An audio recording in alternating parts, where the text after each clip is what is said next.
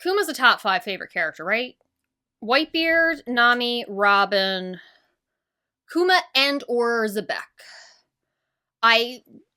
Kuma is phenomenal. We love Kuma. Chapter 1164, still going on with the phenomenal thing that is the God Valley flashback. And again, Kuma is the highlight. We love Kuma, and he's in it for like a page. Starts off with everyone witnessing rocks getting turned domi reversi to this demon monster thing. Big Mom and Kaido barely even register that it happens, and they're like, "Hey, why are you attacking us?" Down. Like, Rocks takes them down in a second. There's nothing there.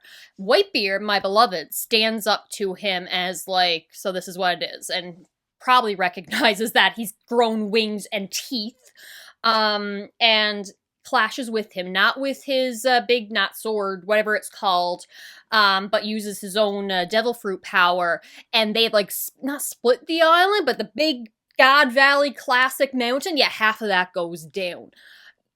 It's a lot. It's a lot. Slightly before that, we had Rocks resisting the transformation and going back and forth with Eam a little bit, and oh my god, let's get the exact words right. How obstinate, he says as he's reversing the transformation. You shouldn't scoff at humans, you beast. So Zebek really believes in like the power of human. Davy D. Jones, that's the name of the previous king of the world.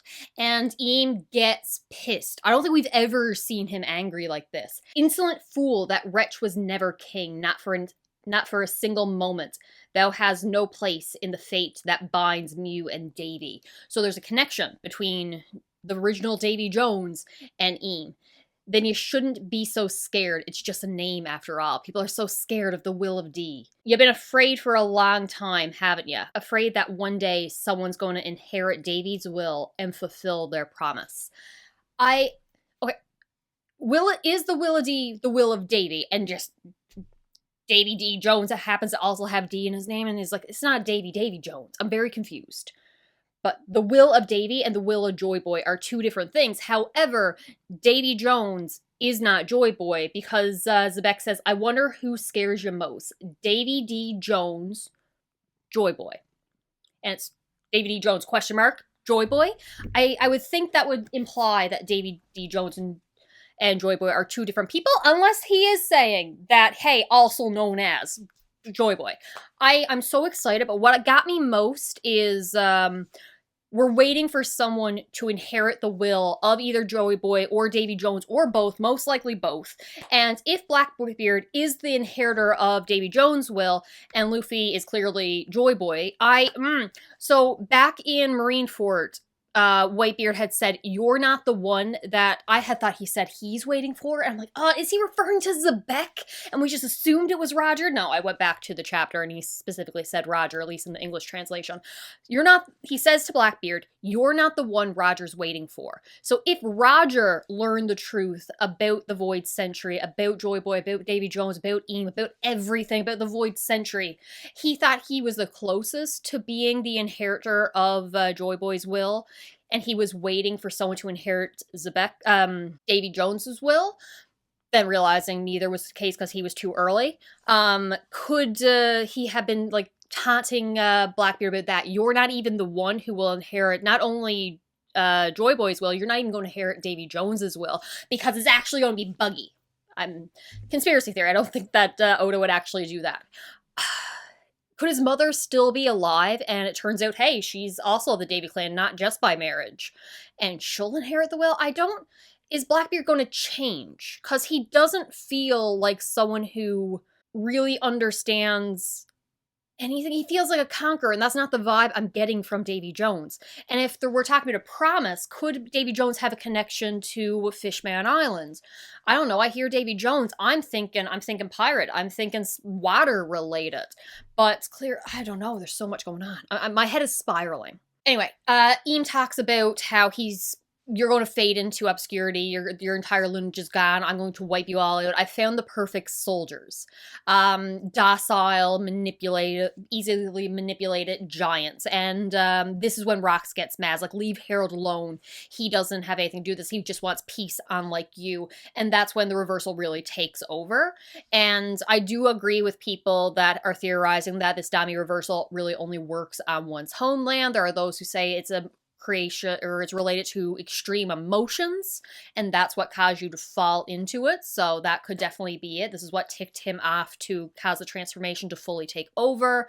I do like the fact that it was likely that Rox thought Harold would inherit Joy Boy's will because of the secret devil fruit on Elbath, and then it's got to be that someone with Davy's will and Joy Boy's will have to team up to take down Eam, and he was waiting for that moment. He was putting things into plan, thinking Harold would be the one to awaken the Nika devil fruit. I don't know. So fully transform, again, Rox goes after his own crew. I especially like that Big Mom really got involved and angry after Rox attacked Kaido. It's just like, yeah, I was pissed at him, but he's basically my little brother. How dare you? She's no match. Whitebeard's like, so we're in your way, are we? And he's like, yeah, they fight. Island is being destroyed. It falls down. People are screaming. It's affecting the coastline. Boats are going crazy. We see Teach's mom and him running through the forest as she is... Rox catches up with her. He's here to eliminate everyone on the island, especially the Davy clan. And she is apologizing. It's like, so you lost, did you? This is our fault. Like, we made you fight too early. Talking about how Rox wasn't ready to face this monster or these people yet. And that reminds me so much of Roger showing up on the final island and being like, damn, we're too soon, and just laughing. Too soon. I guess because he didn't have all the pieces in play. He didn't have Nika with him yet. But what also gets me is he specifically used the Davy back fights to collect his crew, including Whitebeard, who has the Earthquake Devil Fruit, the same Devil Fruit that Teach stole. So is the Earthquake Devil Fruit another thing that needs to happen? Probably, because we probably need to destroy the Red Line. So Teach choosing to steal that Devil Fruit as opposed to, well, he's clearly not going to get Whitebeard on his crew, but I guess he had no other choice. I'm not defending Teach. How dare you kill my beloved Whitebeard. His Devil Fruit got to come into play too, because that was clearly, I'm going with that was part of Rox's plan as well. So ships are firing cannons at the side of the island, and we see our beloved Kuma. Sweet, sweet boy. Ivankov is just saying, we gotta get out of here, it's too dangerous, we saved enough people, but let's go, there's no one else around.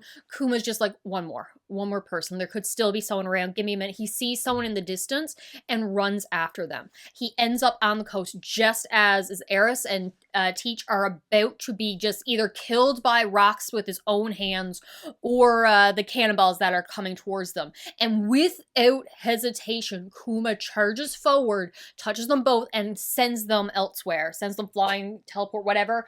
And I'm just like, Kuma saved the day. He saved not only the Davy Jones line, but also most likely tricks Eam into believing that they're dead. Because if they're using observation hockey or something to sense their presence, their life force, something, if they just see them cut out, I'm assuming they think that Rox just killed them. And in which case, it's just like he turns to Rox or gives a new orders, like wipe out everyone else on the island. If he had known that the Davy clan survived this assault on God Valley, I would assume they would hunt down Teach to the ends of the earth. But if they thought he died here, it would allow him to get away and for eventually Whitebeard to take him in and allow him to do all the craziness that he's done later. We also get a scene of Dragon having a full-on breakdown, very similar to Luffy's after Sabaody, crying for the fact that he couldn't even save a single baby, feeling useless, feeling weak, feeling powerless, no doubt driving his need to save more people, to stop the world government for everything it does, to go on and form that precursor to the Revolutionary Army, and then on to the Revolutionary Army itself, and I'm hoping somehow plan with Garp. They gotta be in this together. Garp's like, oh, listen, you take it down from the outside, I'll take it down from the inside. Let's do this together, because Garp gotta have a plan. He can't, after seeing all this, why is he still a Marine? I need an explanation. And then we see that the little baby is okay because carrying off in the treasure chest to the Rocks Pyre is little Z's coming out of one of the treasure chests. He had a wonderful nap, I'm sure. We see Shinky and Captain John and all of them running off with treasure. The Rocks Pirates got a lot of treasure. They're having a pretty good time. They're making it good on this island. And in the final showdown, and thank God we don't have a break next week, Rox has to face Garp and Roger. And they're like, what the hell's happened to you? How did you transform? I'm not letting you go after my crew. They're ready to fight him. And then they hear the voice. I'm assuming through the communication of the voice of all things, Rox is reaching out to them, saying, please listen to me. He's like, I need you to kill me. You need to stop me. And Garp hears this. So Garp can hear the voice of all things. And of course, Roger can hear it. And I wasn't expecting him to use that to communicate with them. Davy Jones was the original king of Fishman Island, and that was the center house of power of the Void Century. Why it was originally located where Water 7 took place and got destroyed, and survivors formed a new Fishman Island under Sabadi with the light of the tree there. And because Davy Jones was the king of the original Void Century Fishman Island version, could communicate with the sea beast through the voice of all things, and his descendants passed on the Will-O-Dee to them. And now, because echolocation is similar with fish and marine mammals and stuff like that, why they don't look like fishmen, I don't know. This is why Eam hates fishmen or is persecuting against them, because of his hatred for Davy Jones. I don't know. Charging forward, the next chapter will be them fighting. I'm in shock. I say I need to sit down, but I'm already sitting down. The fact that we learn about Davy D. Jones, about his will. I'm still stuck on Whitebeard telling Teach, you're not the one that Roger was waiting for. I want to believe that that's not, like, is he saying you're not Nika, you're not going to be Joy Boy, like you won't take the Nika Devil Fruit? Because maybe he wants to take it all into himself rather than Rox, who was accumulating people? Or is he saying you're not even the successor, inheritor of Davy Jones's will? Because I feel that would hurt him more than saying you're not the inheritor of Joy Boy's will. I need the next chapter. I need more information. I need the Void Century arc. I need the Davy Jones and Eam flashback arc. I'm excited. That is all I got. I will talk to you later. Bye. And of course, happy Halloween.